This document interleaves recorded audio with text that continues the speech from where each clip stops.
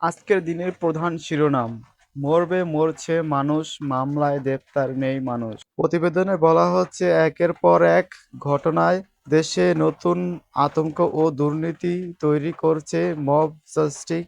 এ বিচারের নামে দেশের বিভিন্ন স্থানে হত্যা, নির্যাতন, মারধর, লাঞ্ছনা, অপমান, অপদস্থ ও হামলা করা ঘটনা ঘটছে দেশে। অন্তর্বর্তী সরকারের হুঁশিয়ারি ও আইন নিজের হাতে তুলে নেওয়া রোধ করতে পারছেন না মোহাম্মদ ডক্টর ইউনূস। অবশ্যই পুলিশ কর্মকর্তা বলছেন, এমন উচ্ছৃঙ্খলা ঘটনার বিরুদ্ধে তারা তৎপর করছেন।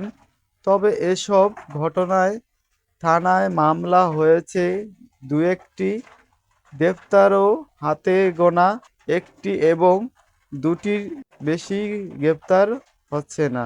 পুলিশের তথ্য বলছে, গত ২ মাসে সারা দেশে ২৫ জনকে হত্যা করা হয়েছে মব জাস্টিসের নামে। নির্যাতন, মারধর, লাঞ্ছনা, হামলার ঘটনা অসংখ্য।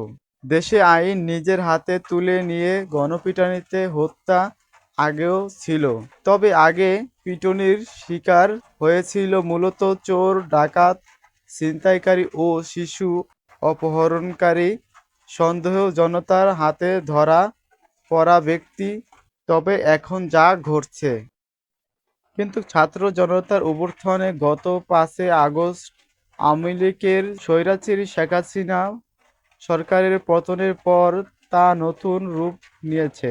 মব জাস্টিস বা জনতার বিচার নামে নিজের হাতে আইন তুলে নেওয়ার এই প্রবণতার দেখা যাচ্ছে যেকোনো ক্ষেত্রে পুলিশ সদস্যও রেহাই পাচ্ছেন না।